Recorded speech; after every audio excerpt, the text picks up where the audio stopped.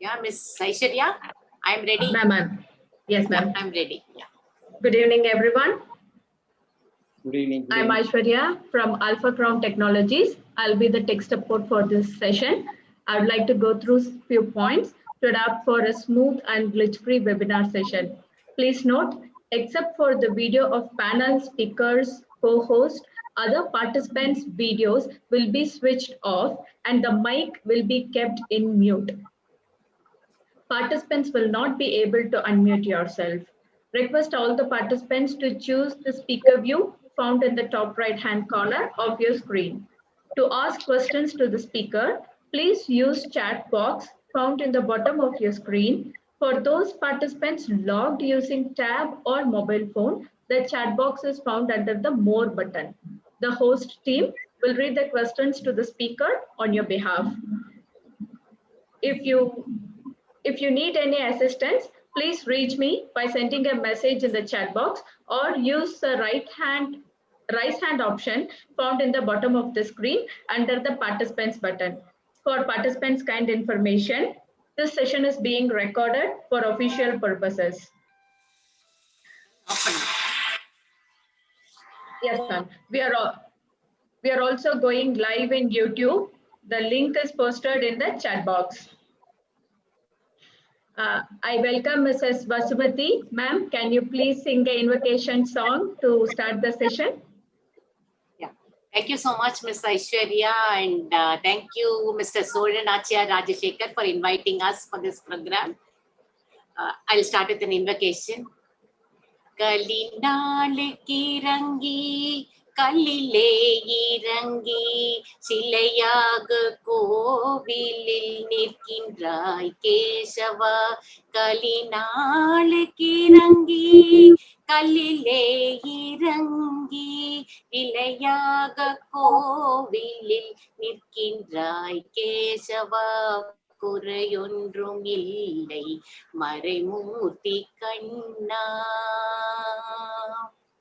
யாதும் மறுக்காத மலையப்பா யாதும் மறுக்காத மலையப்பா உன் மார்பில் ஏதும் தர நிற்கும் கருணை கடல் அன்னை என்றும் இருந்திட ஏது குறை நமக்கு ஒன்றும் குறையில்லை மறைமூர்த்தி கண்ணா ஒன்றும் குறையில்லை மறைமூர்த்தி கண்ணா மணிவண்ணா Malayappa Govinda Govinda. Let's sing the blessings of Almighty for a safe world. Thank you, ma'am. I request the President, Mr. Rajashekar, to welcome the gathering. Welcome to everybody.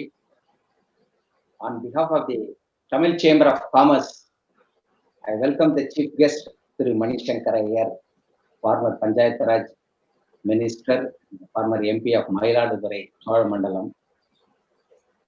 and all our members, committee members, executive committee members, and office bearers, sister chamber members, and some registered through overseas from Dubai, Jakarta in Indonesia and the other countries, especially a registration from Pakistan came after seeing that our chief guest address where he on at Lahore.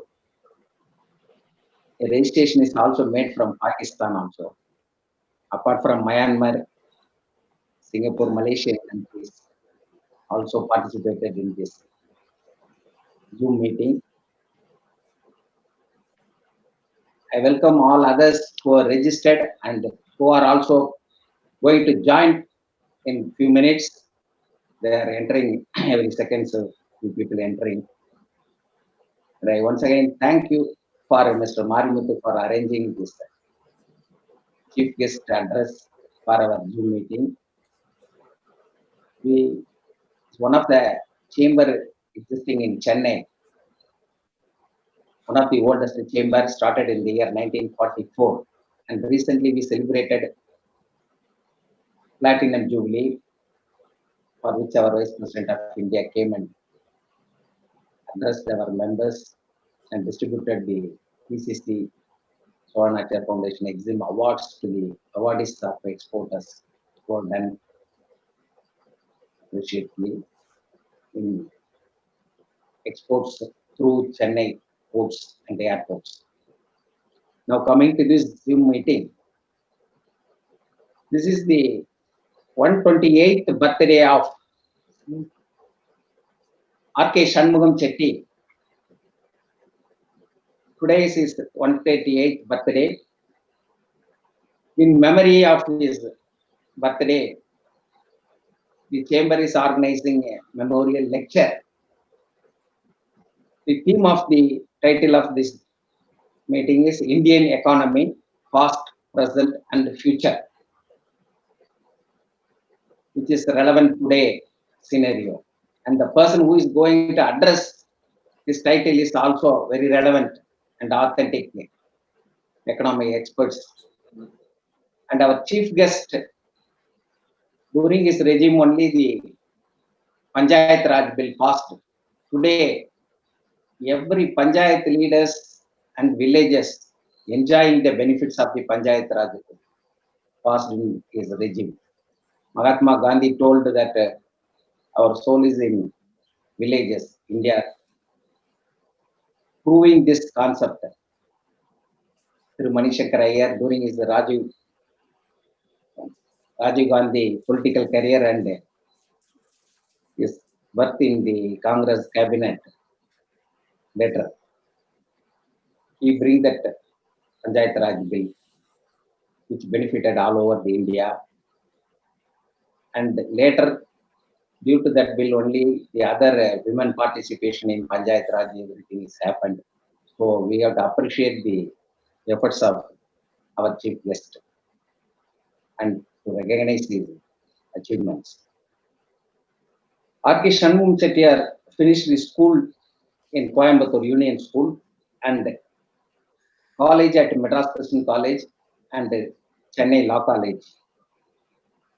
At the time of independence, Mahatma Gandhi referred him to become first finance minister in the Nehru government, Jawaharlal Nehru government. The former Governor General of India, Thiru Rajaji, the great statesman, convinced Thiru RKS to become the first finance minister. He only drafted the first 3 budgets of India. There is an interesting anecdote behind this. When Mahatma Gandhi toured over Tamil Nadu state, Mr. R.K. Shanmugam associated with the tour and he is all along organized that trip. Apart from that, Mahatma Gandhi stayed at his home at Coimbatore. At the time of leaving the Coimbatore, Mr. R.K. Shanmugam recorded a signature in his autobiography book from Mahatma Gandhi. Then Mahatma Gandhi asked him if he give a promise to hand spin the Kaitari Rataila Nool Nurkana daily 1 mani nara for 1 hour daily. If you give that promise, I will sign autograph. Immediately, without hesitation, RKS replied that it is not possible. I don't have experience, I don't have time and interest in that. Inspired his genuine and honest, he immediately signed without asking anything. That is the anecdote everybody used to tell. Then R.K. Shanmugam contributed in many fields: economy, social, administration, Tamil, language, music, literature, politics, trade and industry. Through chambers of commerce, he contributed so many things. In the year 1929, he participated in the International Labour Conference, and in 1935, he attended Geneva International Conference representing India. In the year 1944, he participated in the Bretton Woods Conference in USA representing India. The deliberations of that conference only leads to the formation of IMF, International Monetary Fund, and World Bank, 2 important international organizations. He was also the member of and deputy leader of Coimbatore Corporation those days. And he was also a whip in the Central Legislative Assembly and Speaker of Indian National Assembly. He was the first Tamil speaker in Parliament in those days. From 1931 to 1945, he held the post of Diwan of Cochin.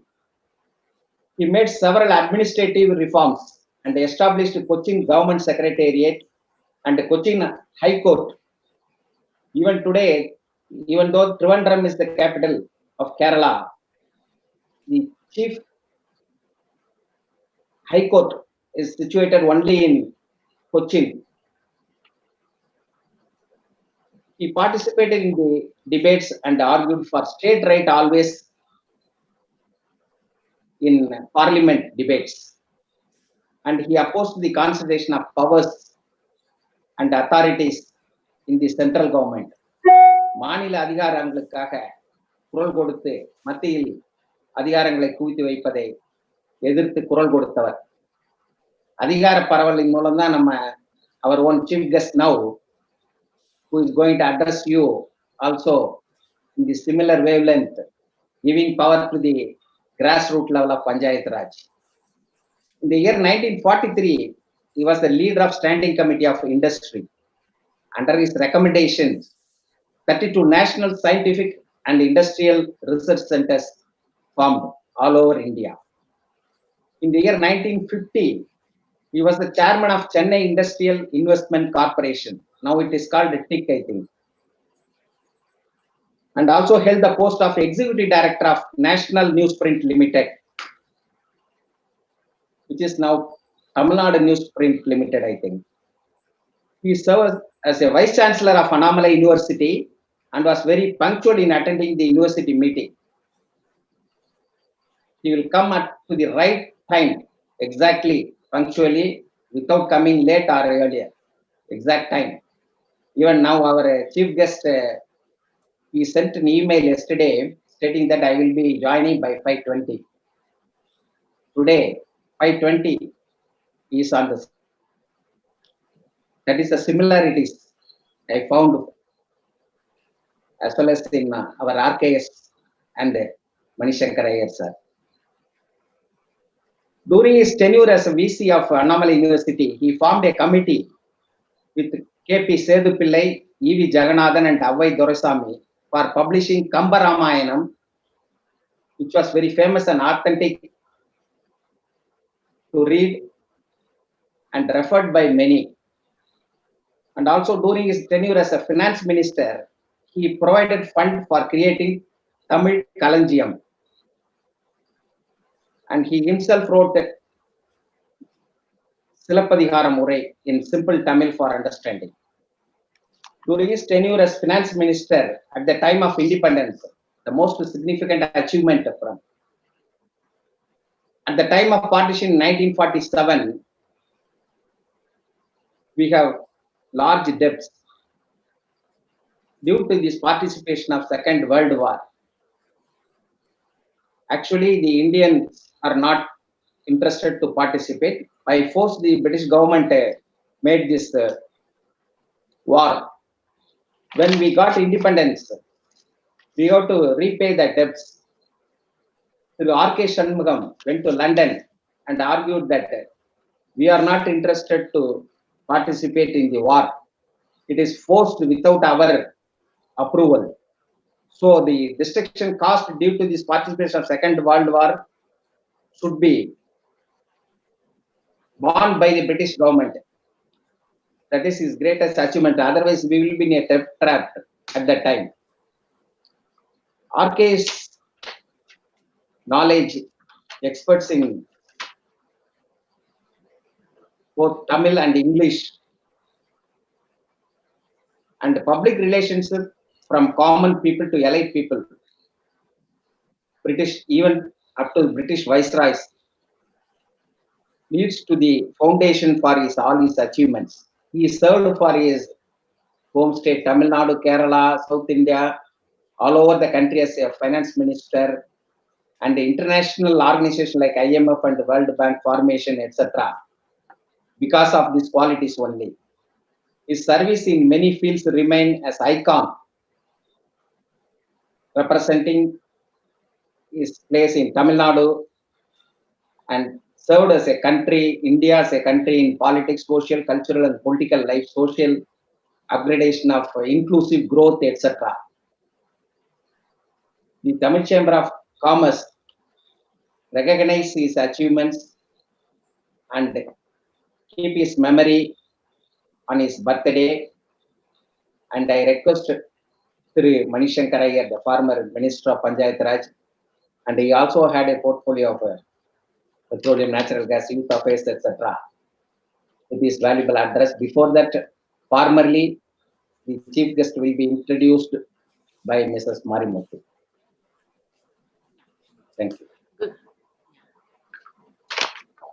Can I, Aishwarya? Yeah. Can I?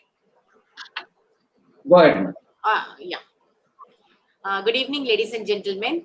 I'm very, very happy to introduce Mr. Shankar Aiyar, who is a friend of our family for more than 30 years.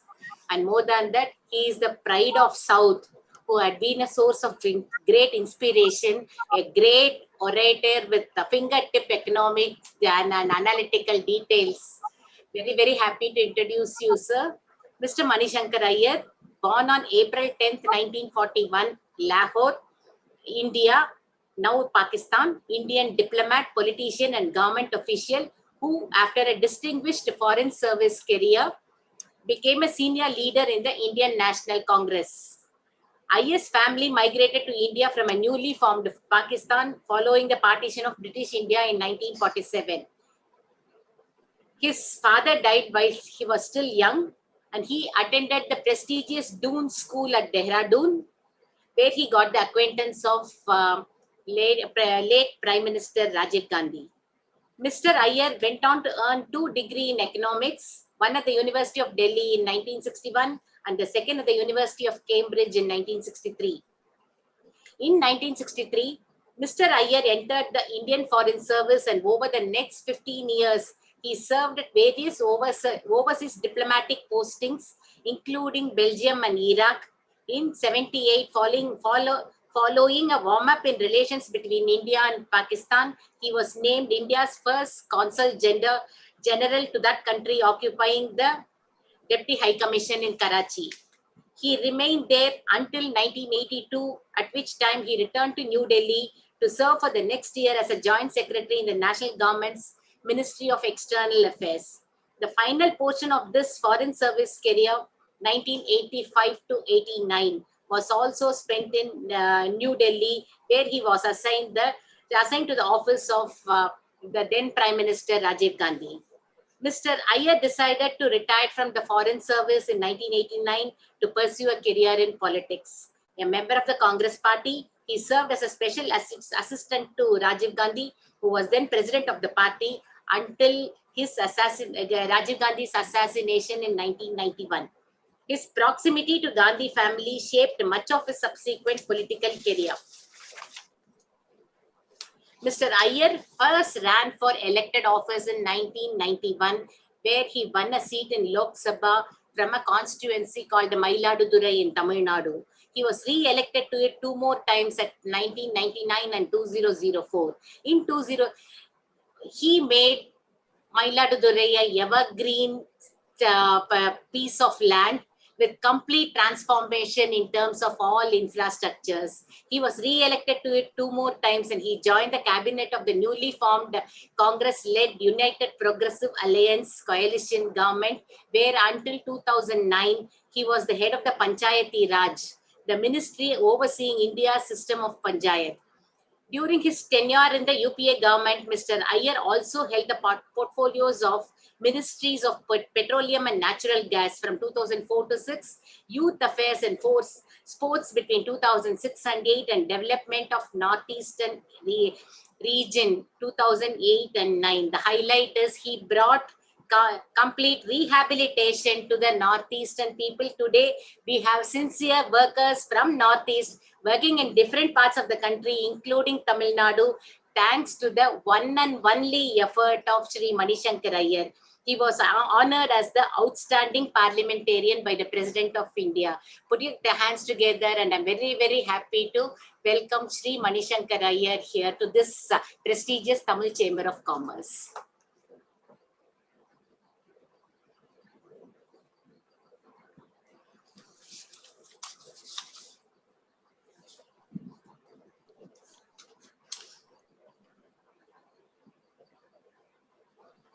Welcome, sir. Please. அனைவருக்கும் வணக்கம்.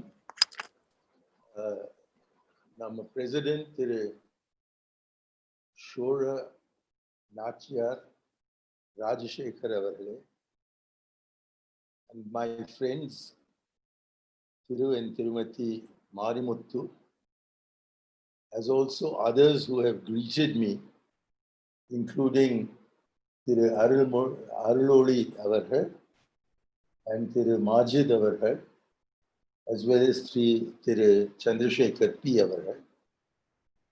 அனைவருக்கும் நன்றி, அனைவருக்கும் வணக்கம். I have been requested to speak in English, and I'm very grateful for that, because my English is certainly superior to my Tamil. Yet I felt that since I am one of you, it would be appropriate to say a few words right at the start, which were in Tamil. I find this to be a very strange invitation, because I am an unreconstructed Nehruvian and an unreconstructed socialist, and I am not at all sure that Mr. R.K. Shanmugam Chettiar would have wanted me to deliver a lecture on the occasion of his birth anniversary. So I think it is very generous on the part of our president to have accepted Thiru Marimuthu's suggestion that I be called to deliver this lecture. And while I'm afraid it may not be ideologically on par with what RK, as you called him, might have believed in, nevertheless, it is a very great honor to be asked to commemorate the first finance minister of India. Our president has already indicated that Thiru R.K. Shanmugam Chettiar was not Jawaharlal Nehru's choice. He was supported heavily by Sardar Patel, and Mahatma Gandhi, accepting that advice, insisted on Nehru that Sri R.K. Shanmugam Chettiar should be the first finance minister of India. And while there were many reasons, political and ideological, and even in terms of experience, that might have resulted in Sri Shanmugam Chettiar having some reservations about accepting this post, when he actually presented his budget, it had a very Nehruvian sentence in it, which gives me the courage to accept this invitation. In that very first budget speech, Sri Chettiar said, and I quote, "If India, just risen from bondage, is to realize her destiny as the leader of Asia and take her place in the front rank of free nations, she would require all the disciplined effort of her sons." I think Nehru would have added, "and her daughters." But at that time, it was not fashionable to mention the ladies. So he said of her sons, and put forward in the years the immense effort that is needed. I think that is a sentiment with which not only Jawaharlal Nehru, his prime minister, but also the entire country would have agreed. Back in 1947, there was an atmosphere of optimism, a belief that what had held us back was simply British rule, and that once we had got rid of British rule and run the country ourselves, it would not be long before India was not only the leader in Asia, but also in the front rank of the nations of the world. And while I think politically, Jawaharlal Nehru did succeed in putting us in the front rank of the nations of the world, on the economic front, there are two ways of looking at the achievement of Jawaharlal Nehru, along with his finance ministers, who included Shanmugam Chettiar, and immediately after him, it also included Sir John Mathai from Kerala, and much later, T.T. Krishnamachari from Tamil Nadu, and most recently, we've had Thiru P. Chidambaram repeatedly becoming the finance minister of India. So the contribution of Tamil Nadu to the growth of the Indian economy in terms of the finance ministers that Tamil Nadu has provided is very considerable, very considerable.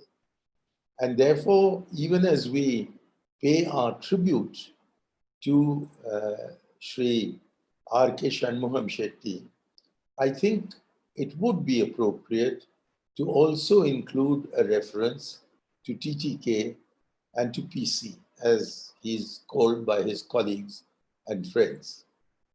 At the same time, we have to recognize that Jawaharlal Nehru, in his economic philosophy, was generally at odds with his own finance ministers. What was the problem back in 1947? I would say they were twofold. Number one, 2/3 of our population was under the poverty line. Today, or this was true in fact,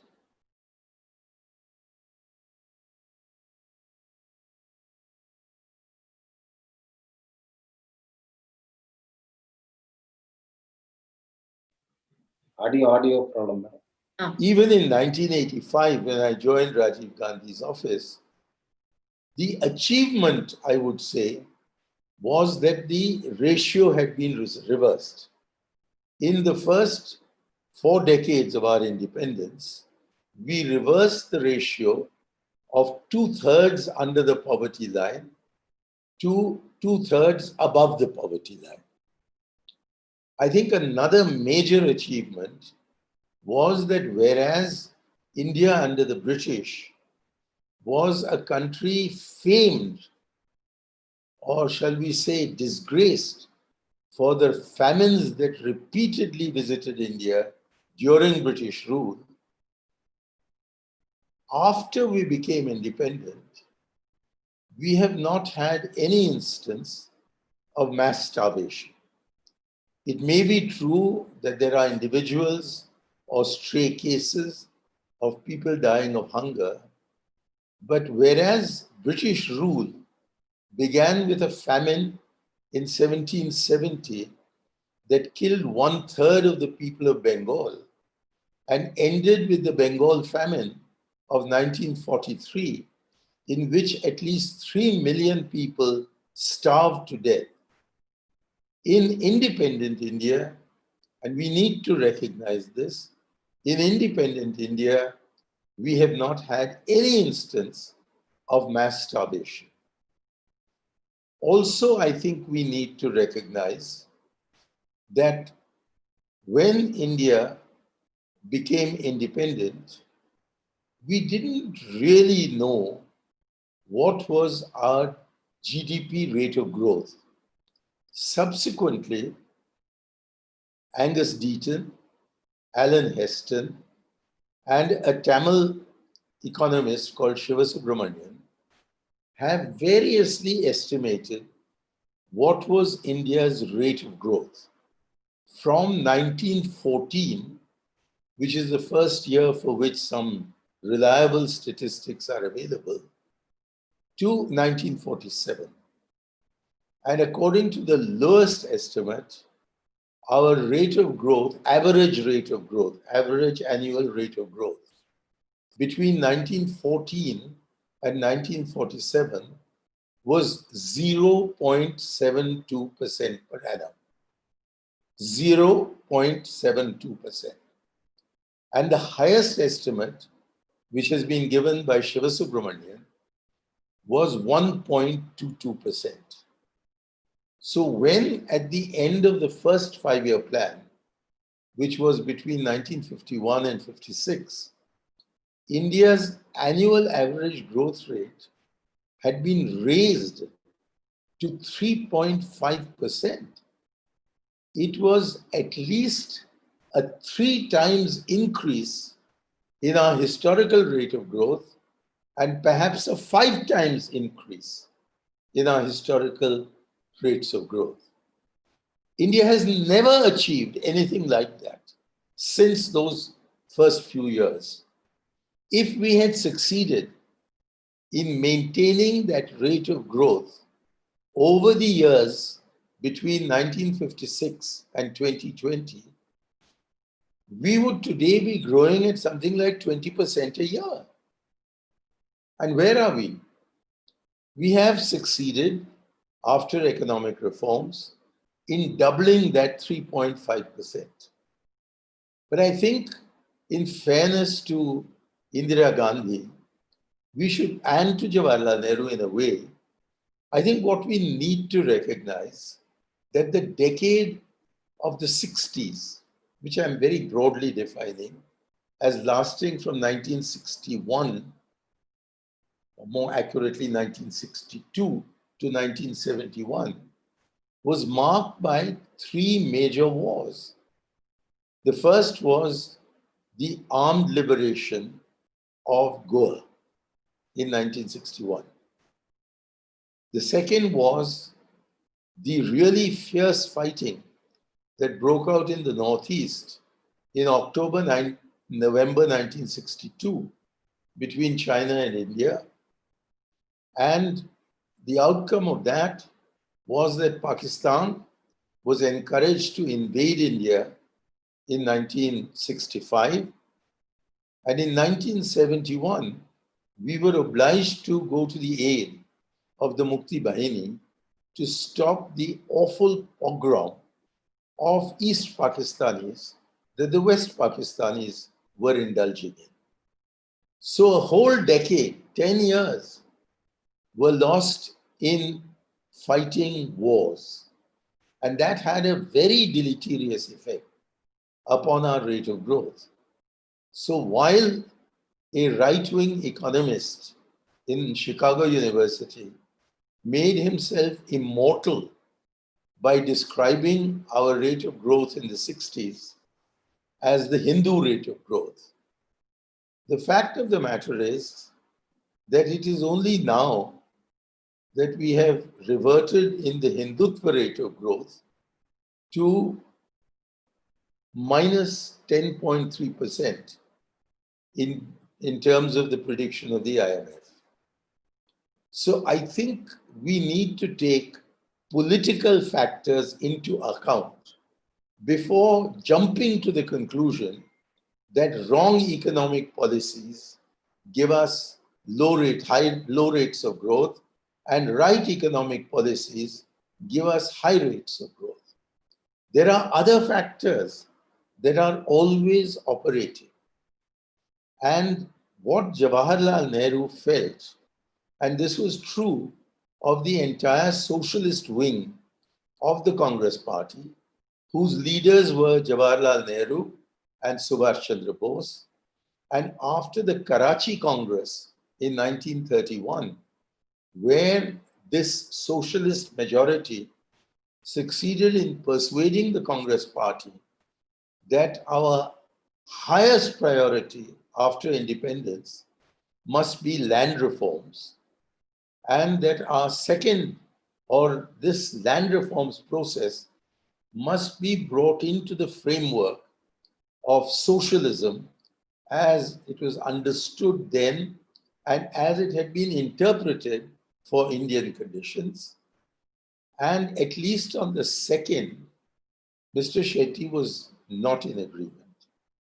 In fact, he was articulating the contrary view of, let me confess straight away, of Mahatma Gandhi, of Sardar Patel, and several other members of the cabinet, that what we needed was a process of growth that would be initiated and carried forward by free enterprise, and that this free enterprise should be free to import anything they wanted to promote the growth process, that they should be free to encourage and invite foreign investment into India, and that we should be giving as much encouragement to exports as we could.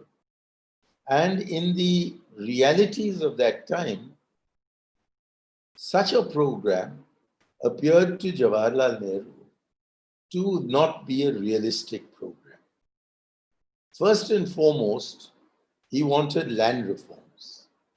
And it was those land reforms that really brought about such a spurt in the growth of agricultural production at a time when about 90% of India's population was in agriculture, not in commerce and not in industry.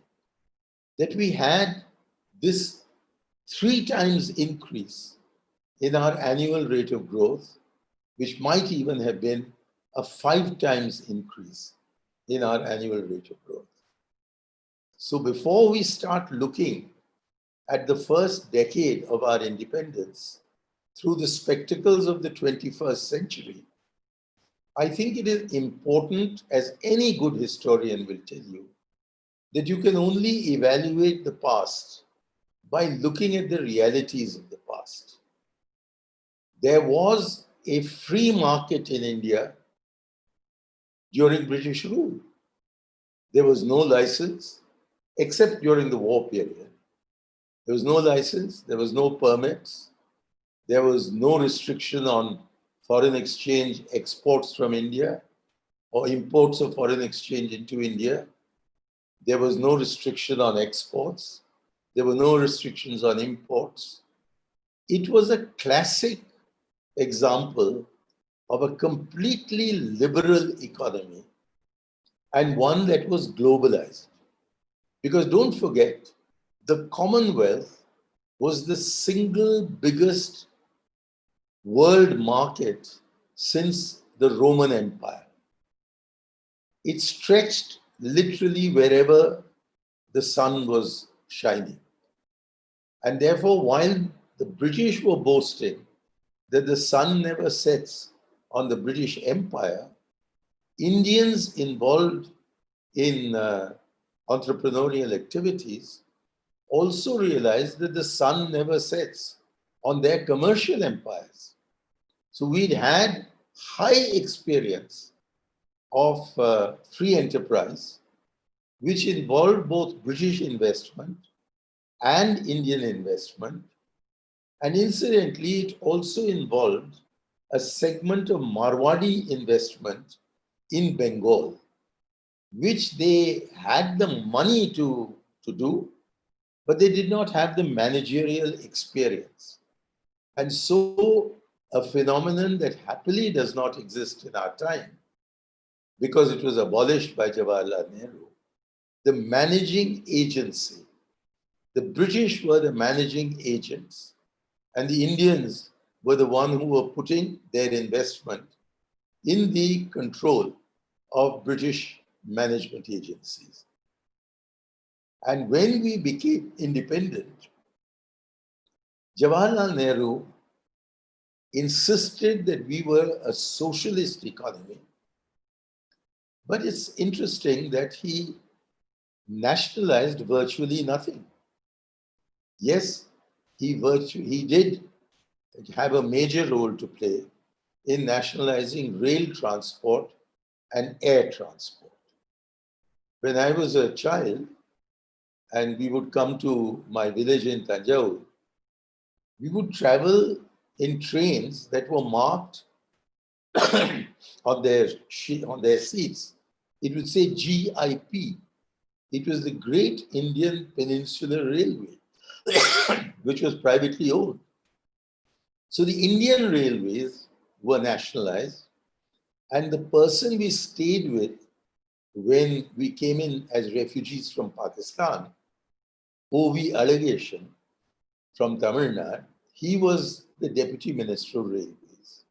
And it was at that time that we had this nationalization of the railway network. And we also had the nationalization of air transport. But it was a strange kind of nationalization where J.R.D. Tata, who was the scion of the family that had started private sector civil aviation in India, was asked to become the chairman of the nationalized Air India. So there was no conflict between the private and the public sectors. There was a kind of cooperation in new circumstances. And apart from the railways and the roadways, the railways and the airways, the only other nationalization was of companies that were either British owned or run by British managing agents. So when I was posted in Iraq, which was an extreme socialist country, one of my major jobs was to explain to Iraqis who were skeptical that Richardson Crudas was not a private company. It was a nationalized public enterprise. That Barmer Lorry was not a British enterprise. It was a public sector Indian enterprise. And I can continue giving examples of Bird and Company and Andrew Yule. That was the situation. He did nationalize those companies which were being abandoned by the British. And he did nationalize our railways and he did nationalize our airways. But he left agriculture entirely in private hands. This meant that Indian socialism owed nothing to Soviet socialism. Because in the Soviet Union, it was the collectivization of agriculture that was the first sign of socialism in that country. And Nehru just rejected that. He also used to regularly visit the FICCI, the Federation of Indian Chambers of Commerce and Industry.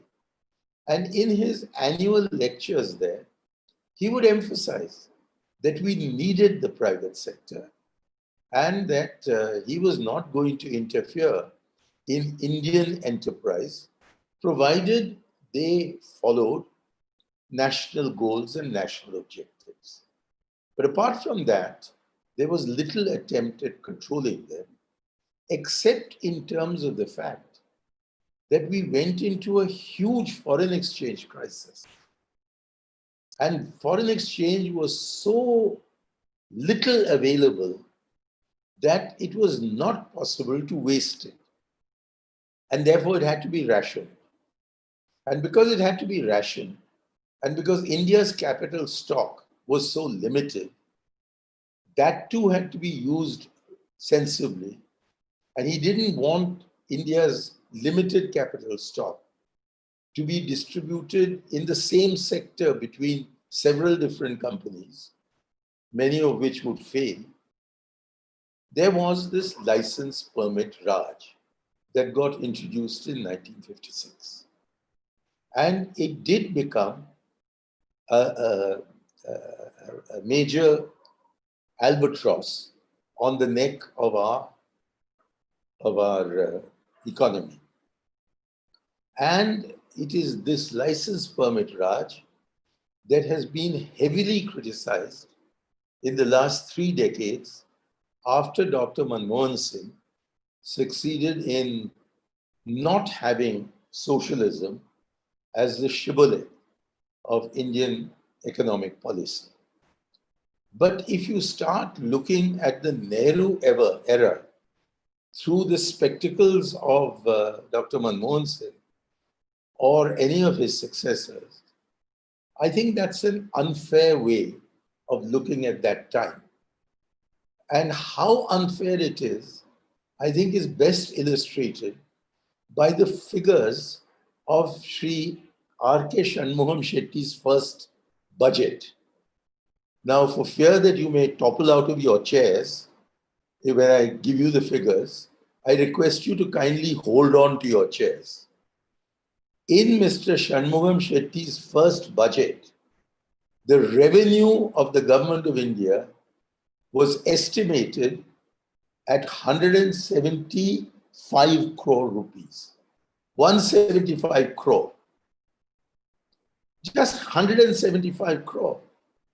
And his expenditure budgeted was 197 crore, leaving a budget deficit of the huge amount of 26 crore.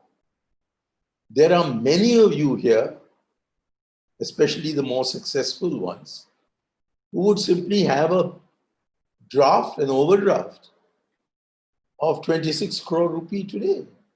And the whole of India in 1947 had a deficit of only 26 crore. And that was because the economy was underdeveloped. And why was it underdeveloped?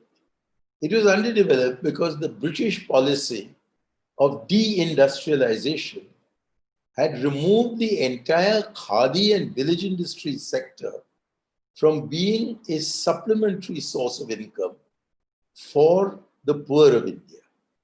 And that is why Mahatma Gandhi had made spinning, which was hand spinning, which was never done in urban India, but was done in every rural home, the symbol of our freedom movement. And the wearing of khadar, and I've got a khadar kurta on today, I'm proud to say. And that became the dress, the uniform of the freedom movement. Gandhiji was not asking for an economic policy that emptied our villages. He was asking for an economic policy that would bring prosperity to the villages by making the villages self-sufficient. And he had enough economic knowledge to explain that self-sufficiency was with regard to the goods that could be produced at the village level itself. He saw no reason for soap manufactured in factories. He saw no reason for cloth manufactured in mills. He saw no reason for processed foods that could not be processed in the village itself. But he recognized that apart from these basic necessities, which every village could, inshallah, provide for itself, there were other goods that would necessarily have to be traded. And when he talked of village self-sufficiency, he meant that the village should produce the surplus required to either exchange it for barter with something that another village was producing, or to convert it into cash and then buy it. And don't forget that barter was not unknown in 1947. A very small part of the Indian economy was monetized. And when I appeared for my BA examination about, 15, 16, 18 years after independence, barter was still about 20 or 30% of the exchange in the Indian economy.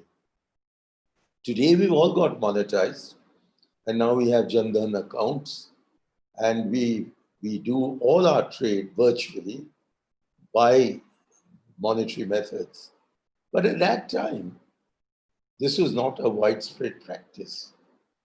The banking network was confined really to industrialists who set up their own banks.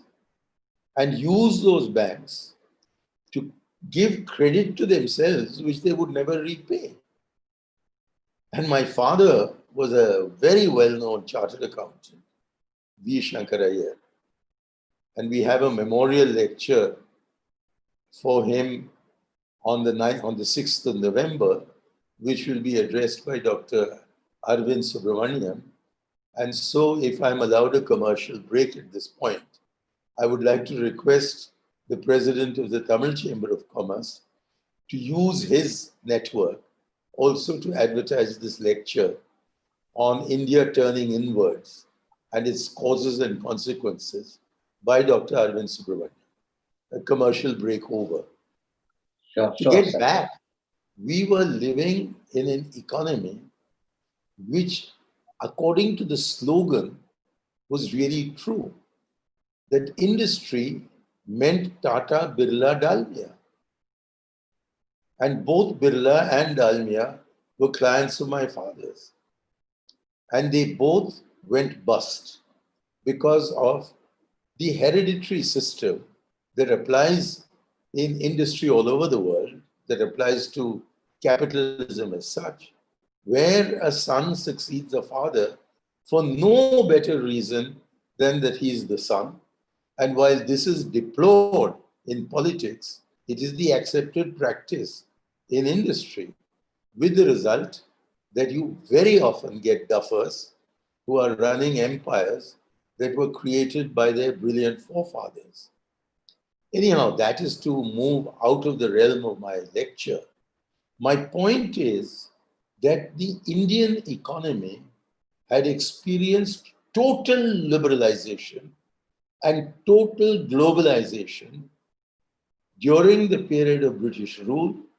And the outcome was that whereas India, before the British arrived, at the beginning of the 18th century, was responsible for about 1/4 of the world's manufactures, our deindustrialization was on such a scale that maybe 2, 3, 4% was India's contribution to world manufacture in 1947. And there had been no innovation in our agriculture because the landlord system did not benefit the tenant farmer or the landless farmer from any technical innovation. And landlords were too busy enjoying in their patu eshtis all the money that came in from their being landlords, that they were not interested in technical innovation either. And that was why Indian agricultural productivity was as low as it was. And if it hadn't been for Nehru's land reforms, we would not have created the platform from which it became possible to launch the Green Revolution and make our country today self-sufficient in food with lots of products which require an export market, because domestic demand or domestic effective demand has been more or less fulfilled for a number of products which through my lifetime were rare commodities in the market. So my plea to the members of the Tamil Nadu Chamber of Commerce is, please do not look, I repeat it, please do not look at the period of Jawaharlal Nehru's stewardship with the spectacles of the 21st century. If Jawaharlal had not done what he did, we would not have been able to launch ourselves into higher rates of growth from the mid-1970s onwards. And it was because the foundations had been laid and war as a matter of policy had been virtually ended. We've had a very brief war over Kargil with the Pakistanis, which didn't have serious deleterious effects on our economy. And our recent clash with the Chinese in the Ladakh Aksai Chin area has also not seriously affected the economy. It's COVID and the lockdown policy that has been followed that is responsible for our current negative double-digit rate of growth. It's not economic policy, but political reality that has affected our growth prospects. But it is, I think, indubitably true that where in the 1960s, 1950s, 1960s, it seemed as if India was fulfilling Shanmugam Chettiar's objective of India being the leader in Asia. That's it, the leader of Asia. It was not true of China. The Chinese, through the awful period of let 1,000 flowers bloom or something, it said, they went through a process of agricultural reform which wrecked agriculture, and where no Indian has died of mass starvation since 1947, no one yet knows what were the number of Chinese who died in the period of the Great Leap Forward, which was from approximately 1957 till about 1962-63. At least 20 million Chinese died, and very possibly 50 million Chinese died. That is, more Chinese died of hunger in the first few years of Chinese independence or Chinese liberation than have ever died in India, even in British times, unless you go back to this 18th century. That was what had happened to China. And then to recover from that, Mao Zedong launched his Cultural Revolution. And my first visit to China was during the Cultural Revolution, from Hanoi, where I was posted, which was not mentioned by either our president or by Mrs. Marimuthu. But I traveled from Hanoi via China to Hong Kong and saw what was happening with my own eyes during the Cultural Revolution. So when we arrived in the mid-70s, we thought we were ahead of the Chinese. But a friend of mine, who was an economist and a journalist, and who then made a career with the World Bank, his name is Sarwar Latif, he wrote a piece for the London Economist, strictly speaking, the London Economist Intelligence Unit, in which he argued that far from being streets ahead of China, the Chinese have caught up with India and that they're more or less on the same plane. This was based on figures that he had collected up to 1976-77. And it was that paper which got him a job in Washington. So the Chinese were catching up with us despite our excellent behavior, despite the Chinese having been at war much more than we had been. They had 14 disputes, territorial disputes with their neighbors, and were settling each one of them. And they had had these two major disruptions in their country and in their society. One, the Great Leap Forward, which turned out to be a great leap backward, and then the Cultural Revolution, which had nothing cultural about it. It was ghastly. And yet when they started recovering, and they had started recovering even in Mao's lifetime, when Deng Xiaoping took over and made his famous remark that what does it matter whether the cat is black or white so long as it catches mice, and launched themselves on a program of liberalization, it is very little known in India, although I was posted in Pakistan at that time and made big play with this before the Pakistan Management Association, that L.K. Jha, who was the senior civil servant operating our economic policy, had written a book which came out about 1979-80 called India's Economic Policy for the 80s, in which he recommended almost everything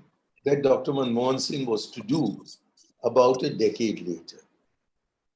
And I think, therefore, Dr. Manmohan Singh is to be congratulated and commended for saying, not once but repeatedly, that the reforms process actually began under Mrs. Gandhi in her second coming and was taken forward by Rajiv Gandhi in the latter half of the 1980s. And therefore, he had a base from which to launch his radical economic reforms in 1991, for which he is justly celebrated. So our process of economic growth has been to link yesterday with today and with the future. We do not believe in disruption as the way forward.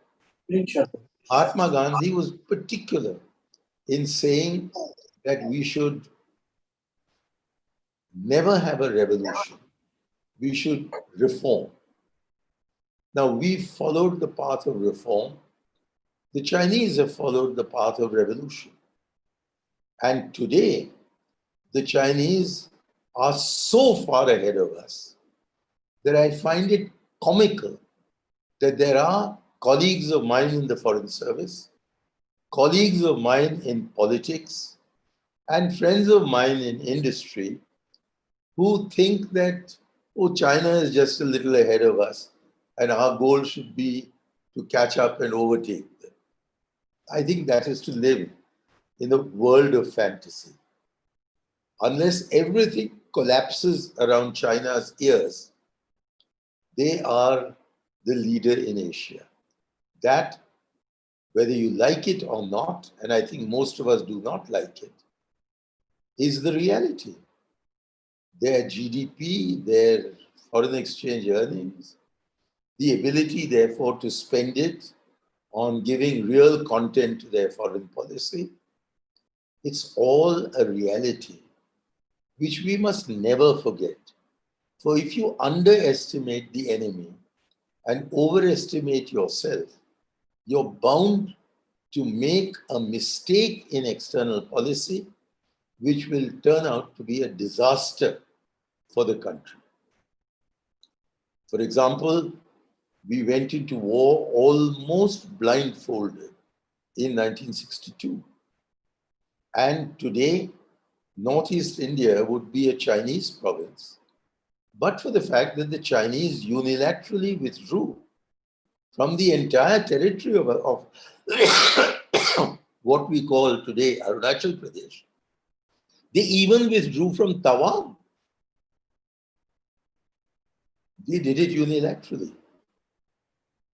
So I think Nehru's vision of India and China working together to make an Asian century still remains a valid objective, even if reaching that goal has become virtually impossible in 2020 after what has happened in Ladakh.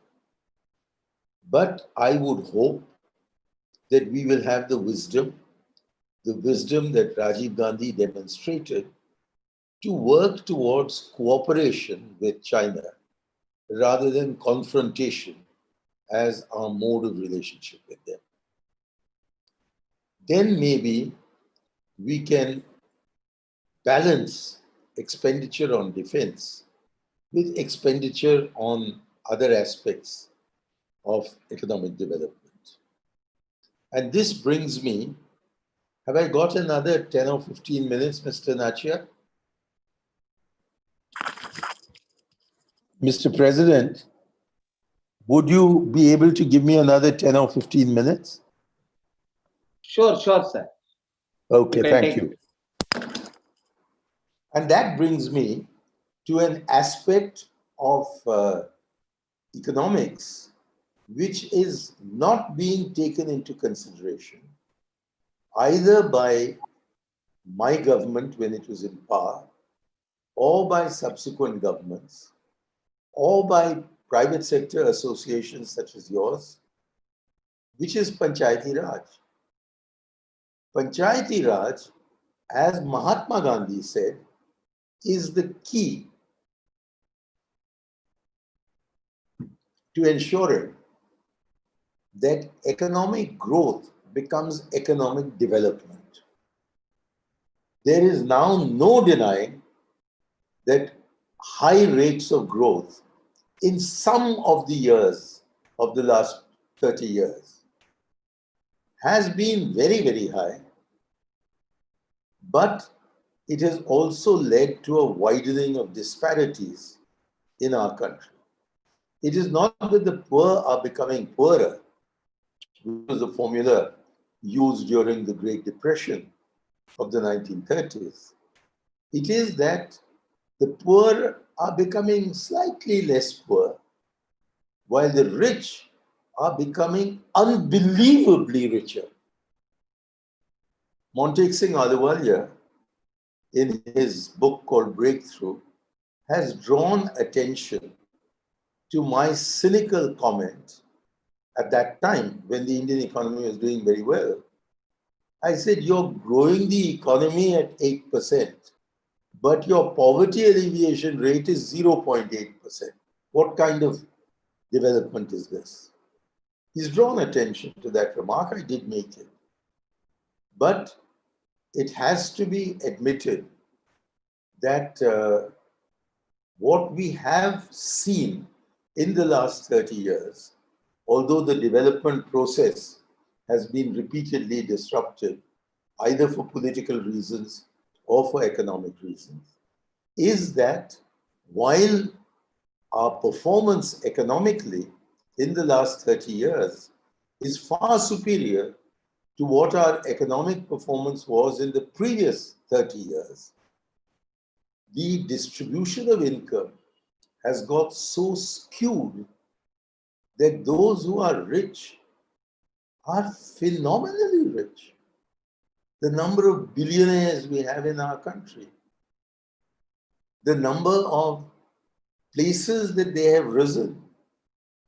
We have one industrialist in India, and I don't need to give you his name. He is about one of the richest people in the world. Isn't it obscene that one of the poorest countries in the world is boasting of one of the richest men in the world? In fact, if you took the billionaires that have been created in the last 30 years, their number runs perhaps to hundreds. Are poor? It's true that during the Congress period, that is the UPA period of 10 years from 2004 to 2014, raised 138 million people above the poverty line. But who defined the poverty line? The poverty line is a theoretical construct of the Planning Commission, and it is designed to keep our expenditure on the poor within the fiscal deficit. So we as politicians, certainly I, would wander my villages in Mailaduthurai, and people would say,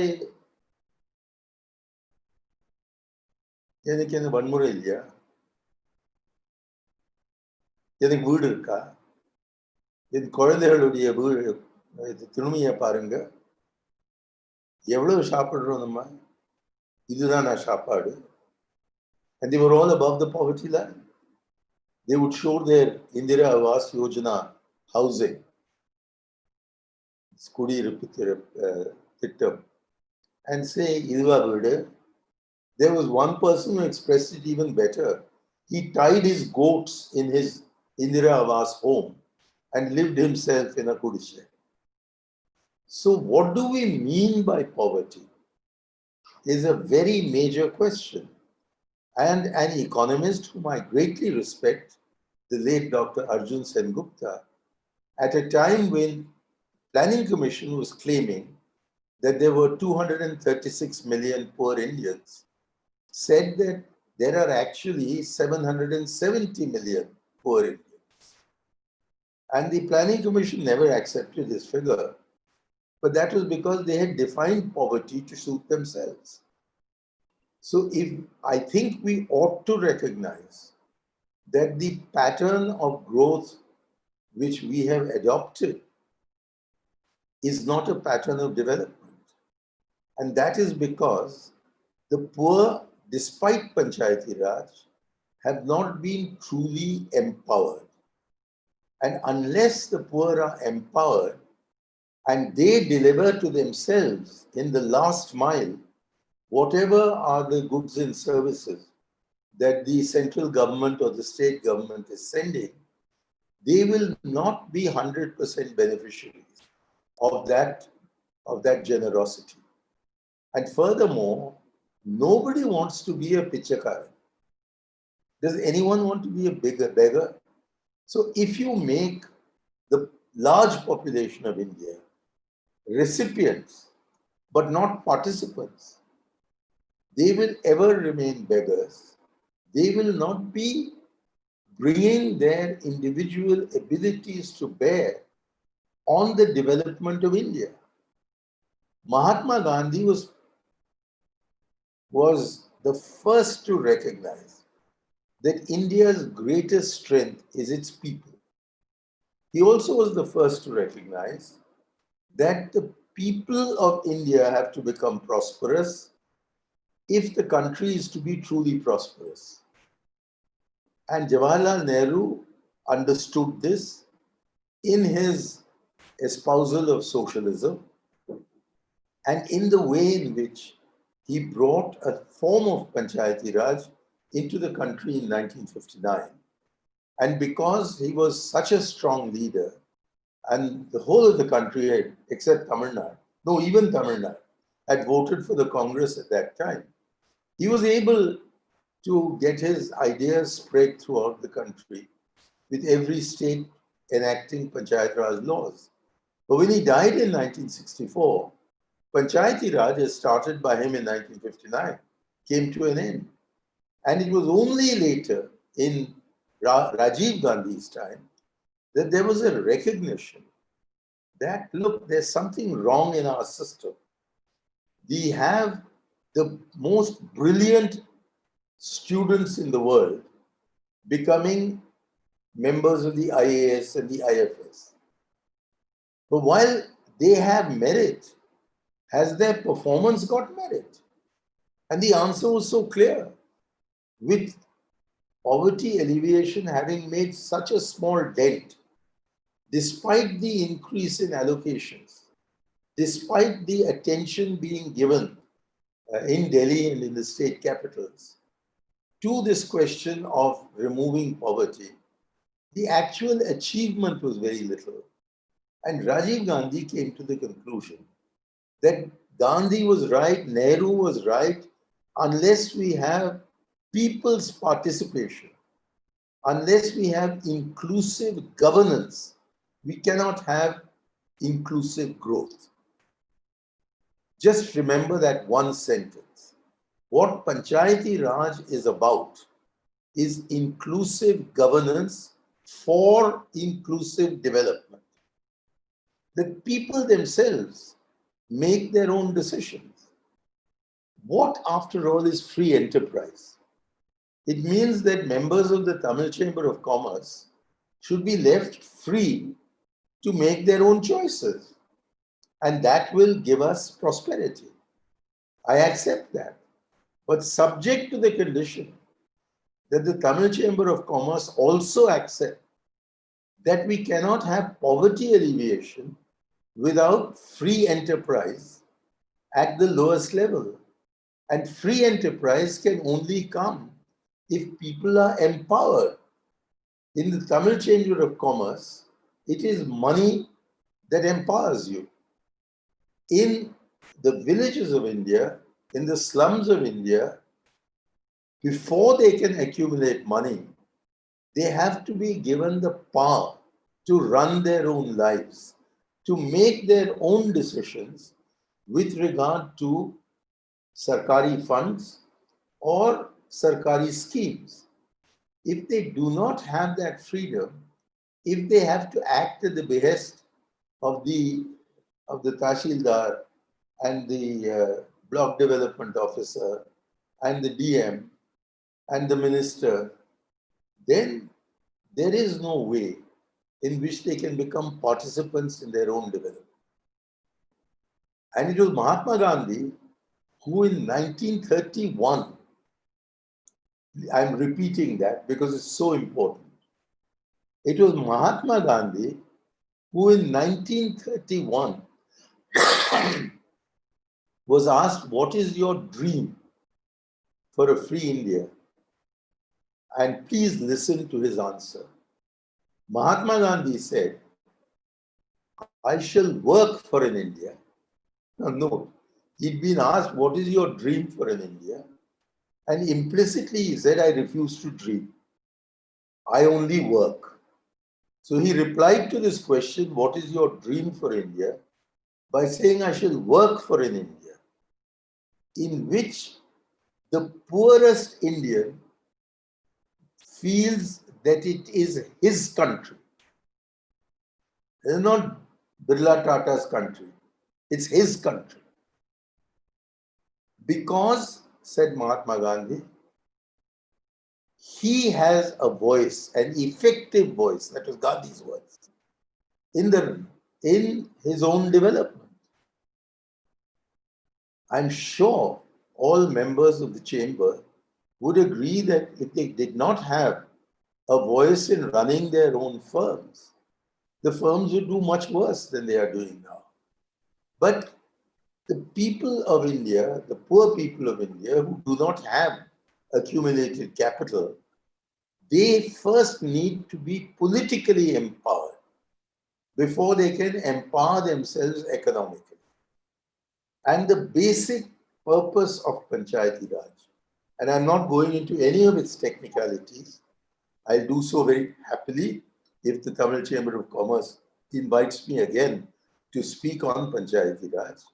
But to put it in a nutshell, the aim is to empower the poor to feel that the programs of economic development are their programs, that they have a role in conceiving these programs, that they have a role in implementing these programs, that the money for implementing them does not lie with the district magistrate or the collector, but with their own panchayat, and that whatever is spent by the panchayat is reported to the Gram Sabha. And the Gram Sabha is really the Parliament of India in every single village.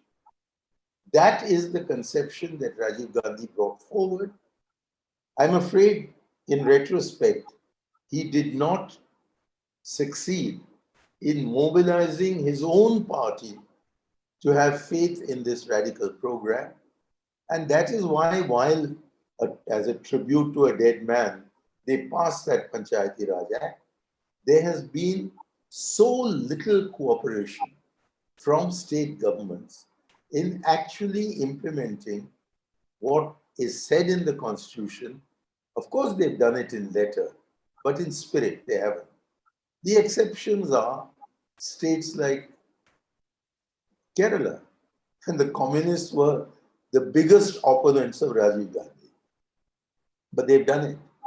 And Rajiv always accepted that his inspiration was the government of Ramakrishna Hegde, which was anti-Congress, and particularly the efforts of Abdul Nazir Saab, who was the Minister of Panchayati Raj in Hegde's government, and created the first modern Panchayati Raj system in the country. So those two states have gone far ahead of others, but I'm happy to say that all states are catching up, and there are many states which are now beginning to rival the leaders. They're usually small states like Tripura and Sikkim, and there are other states which in their own way, and that includes Tamil Nadu, are also implementing a form of Panchayati Raj. But until we empower the people to promote their own development, I am afraid the Gandhian vision of where India should go will remain unfulfilled. And if Rajiv Gandhi's ideas draft was approved by Parliament, it was largely because everyone saw, despite their opposition to what he had drafted, that this was the right path down which to go. And each state is doing it in its own way. And as a believer in cooperative federalism, I completely accept that. But I think the future lies in combining free enterprise for our capitalist class with free enterprise for our poor.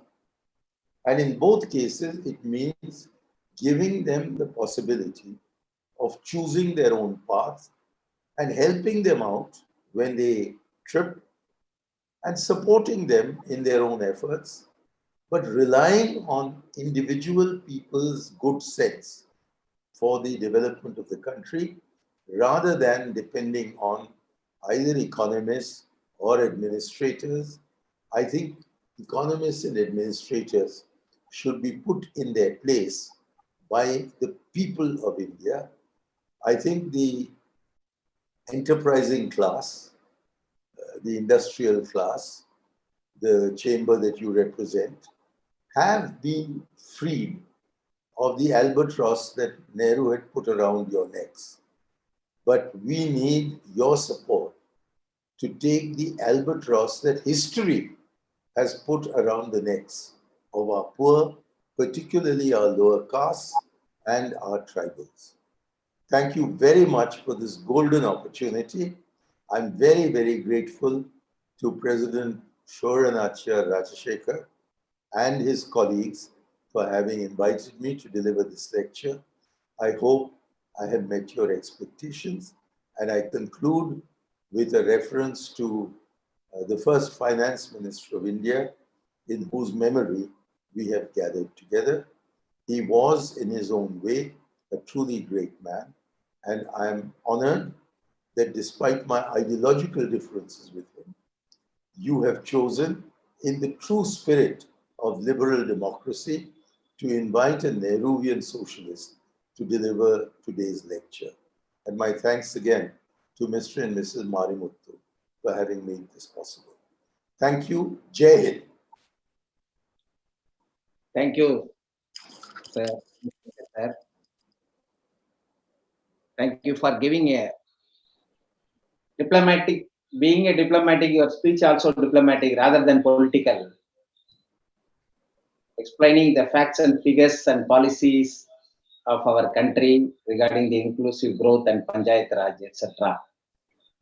On behalf of our chamber, I assure that as you requested, the lecture of Arvind Subramaniam will be carried out in our TCC digest, which is going all around our country and also to abroad by soft copy. We will publish the same, and we assure.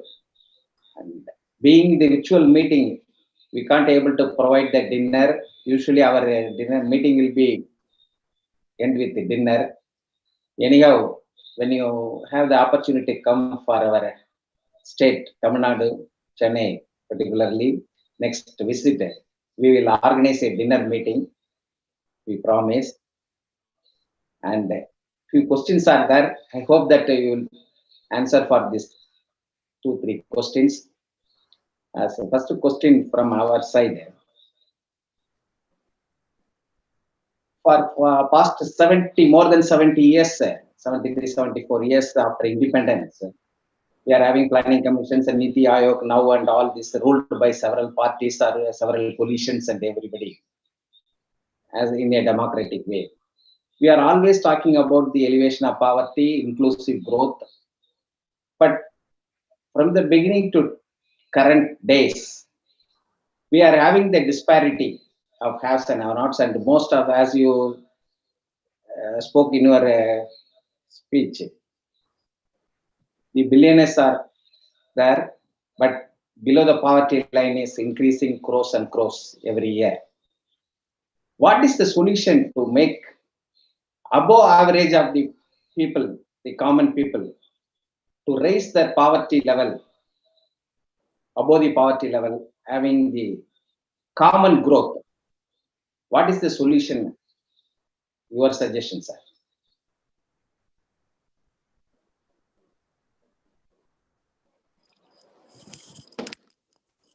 Might I request you to please repeat that question? Actually, sir, can you hear me now, sir? Yes, yes. Independence 70 years, we are ruled by different parties, different coalitions till date. Yes. And having experts concerned about people welfare, all the politicians, irrespective of the party, everybody is talking about the inclusive growth, elevation of poverty, and all.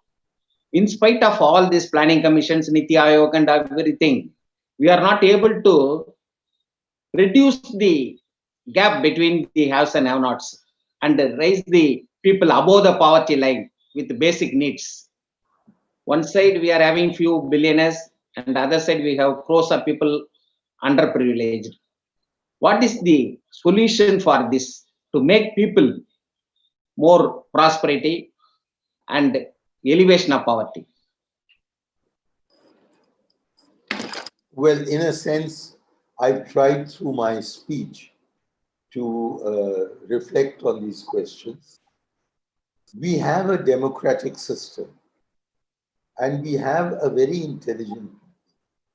So there are bound to be different answers given, even when we accept the objective as being the same for everybody, which is the promotion of prosperity and the removal of poverty. But we, each of us, have our own separate approaches. Even within the Congress party, I have many different views to those of our leadership.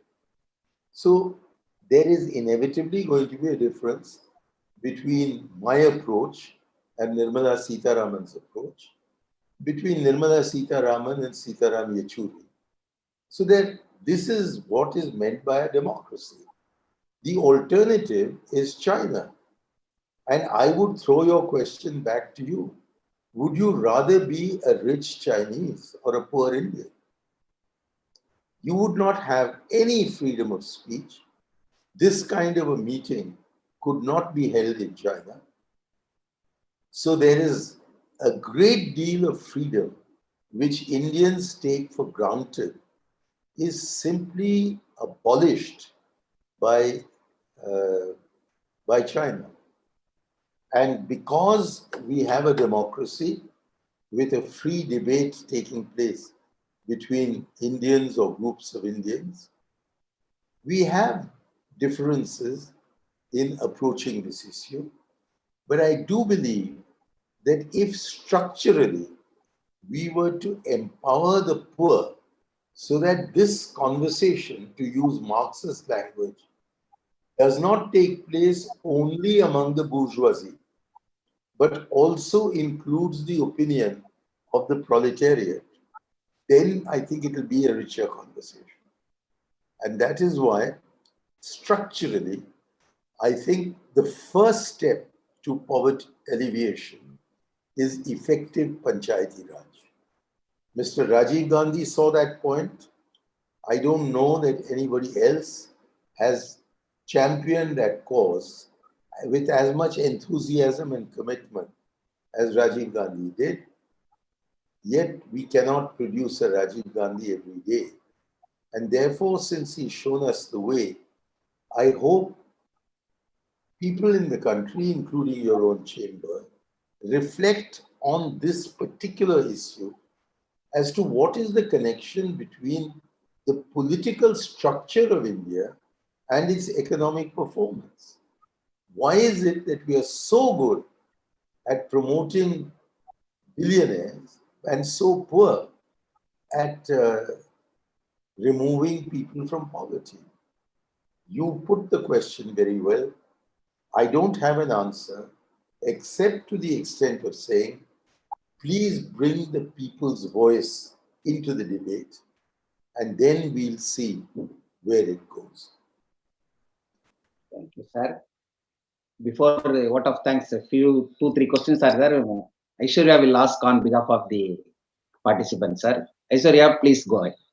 Yes, sir. Sir, this is supposed to be an interactive session, the last part of the agenda of today's program. But then I've been going through these questions the participants have posting, and I see that you have brilliantly covered all these questions in as you were delivering your speech. In spite of that, I would still like to post 1 or 2 questions, sir, with your permission. Certainly. We have a question from Mr. Karunagaran, and he asked, although we are the youngest population country, we find difficult in achieving skilled workforce. What do you think would be the factor of this? I think the answer to that is that youth is not an asset, it is a characteristic. It comes from the calendar. Unless youth is educated, unless youth is given opportunities, unless the aspirations of youth is hooked to the development of the country, the demography, which ought to be our biggest advantage, is in danger of becoming our most dangerous liability. If you have hordes and hordes of poorly educated youngsters who have little prospects, I don't know how we're going to make our demography an advantage for our country. I'll give you the example of the civil services exam. Today, the first step of the civil services exam is a preliminary exam which consists of ticking the right box. And it is generally agreed that not more than 85% can be the right answer. The remaining 15% is a matter of luck, because different people may have, different experts might have different views on what is to be done. So what the UPSC does is, by this arbitrary process of examining, they exclude people. They're not attempting to include them. So you first get excluded because you're not a lucky person. And secondly, you get excluded because you don't have merit. But then the rest of it is a lottery. So if this is happening at the highest level of government service, you can imagine what is happening in the rest of the country. Without high growth, I'm afraid we will not be able to absorb the rural surplus into the modern economy. And as long as there are restrictions placed on agricultural productivity and agricultural output, agriculture will not be a lucrative profession. And with division and subdivision of land holdings, we are now down to an average of, I think, if I'm not mistaken, 0.65 hectares per farmer. Now, that's not a viable unit, but there's no way you can increase land. You can increase other assets, but you can't increase land. And therefore, I think we have not prepared ourselves to take advantage of this demographic asset that we have of lots and lots of young people. If we can use them properly, then maybe we can overtake China, because China is bound to slow down in 10 years from now, unless technical innovation takes place. And of course it will.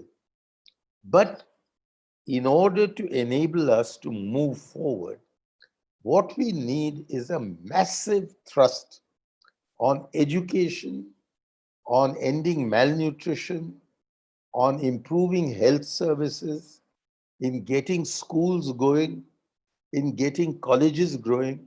And if you bring our entire school system, government school system, under the local authority, instead of the education minister determining transfers. It should be for the village to sack the headmaster who doesn't come. The village should be able to determine who should be the school teacher. Ideally, I would say, let the village decide what his salary should be. And that way, that's the only way we can ever get education going. And without education, without vocational skilling that Mahatma Gandhi insisted on, we are never going to get a labor force that is capable of remunerative production. And without remunerative production, how are you going to overtake anybody? We have languished at almost the same point, 130, on our Human Resource Development Index for the last 30 years. 30 years in which our rates of growth were so high that we thought that we would be able to sustain a growth in double digits. The only time the Indian economy has grown in double digits was in Rajiv Gandhi's last year, 1988-89, when the economy attained a growth rate of 10.67%. Has anybody ever given Rajiv the credit for achieving double-digit growth? He's the only one who's ever done it. But we don't give credit to him. We don't give credit to policies that have to evolve depending on circumstances. And we don't do the most important thing, which is human resource development and the deepening of our democracy to put us in a position where we can leapfrog. In the old days, Rajiv used to say leapfrog into the 21st century.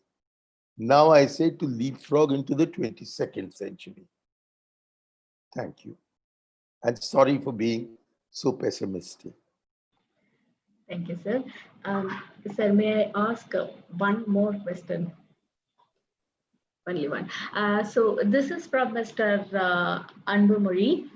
He asked, Panchayat Raj is basically empowering the local communities to govern themselves and contribute for economic growth. What, in your vision, will be the aspiration for private sector in this empowerment process?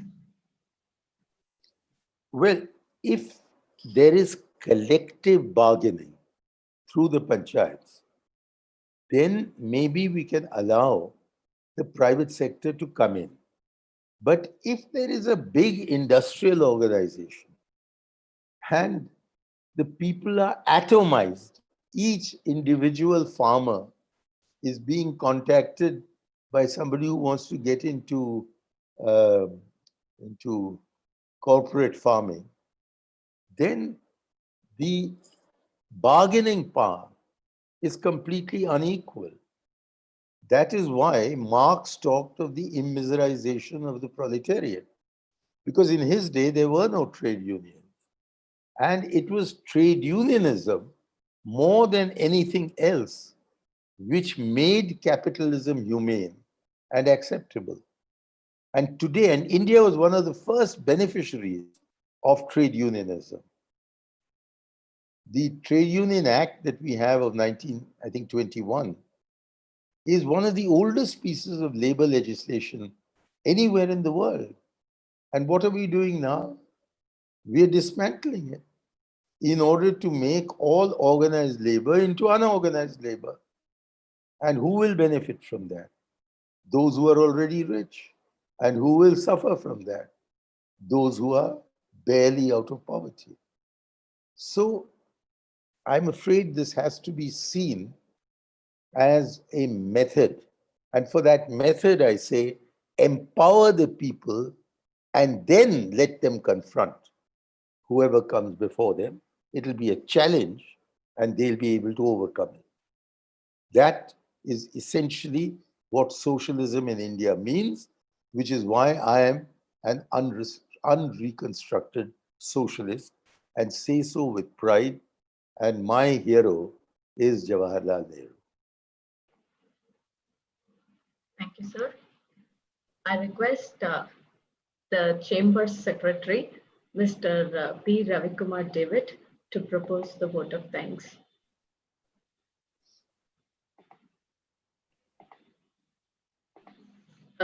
Ravi Kumar sir, please unmute yourself.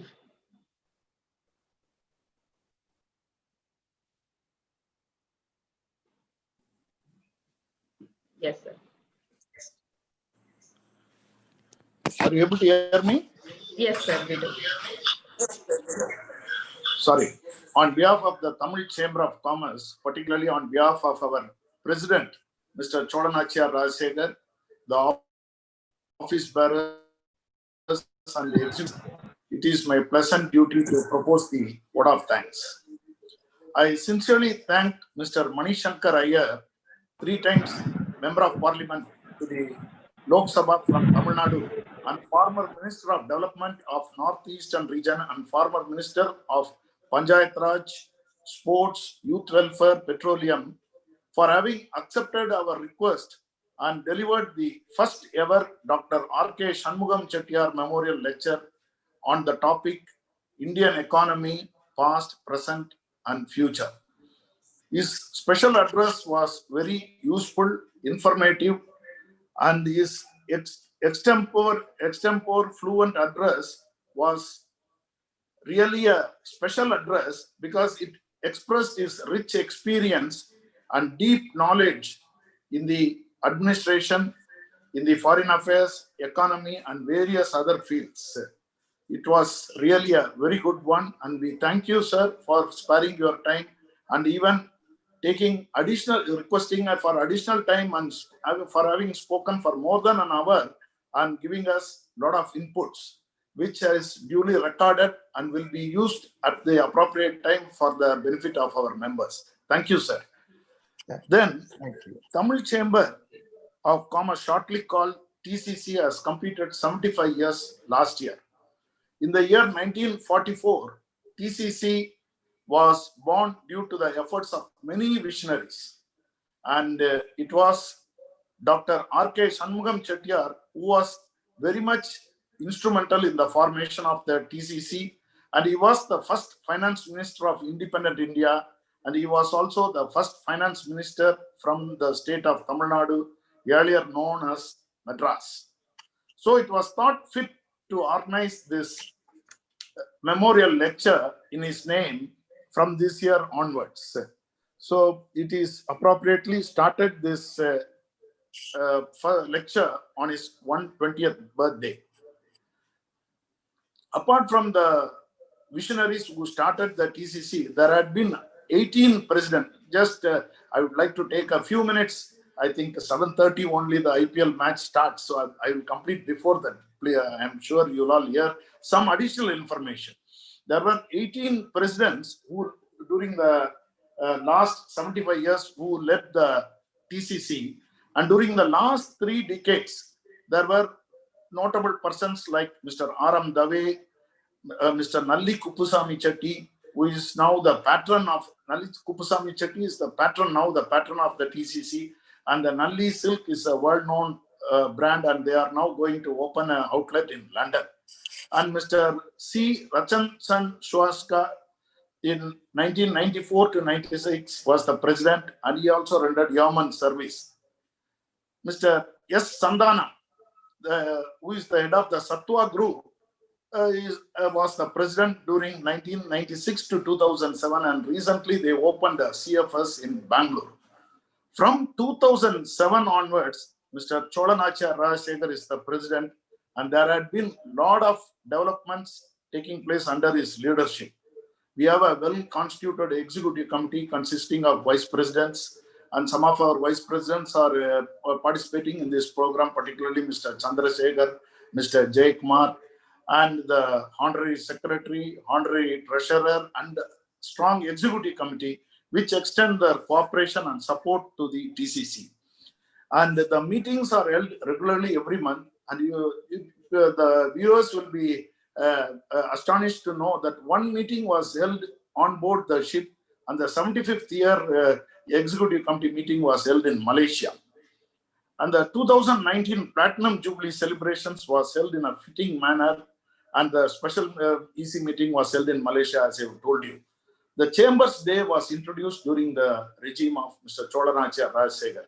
9th October is the day the chamber was founded, and that is being celebrated from this year onwards, like we are now started the Dr. R.K. Shanmugam Chettiar Memorial Lecture from this year. And we also organize members get together and breakfast meetings. The breakfast meetings have the theme, Sky is the Limit. Vaname Yellai அந்த தலைப்புடன் பல துறைகளிலிருந்து பலரும் பங்கு பெறும் ஒரு நிகழ்வாக அது நடைபெற்றுக் கொண்டிருக்கிறது. அதே போல் similarly we have the TCC Digest, which our president told, which is a very popular one. This is the copy of our TCC Digest, which is brought out regularly and which is much awaited.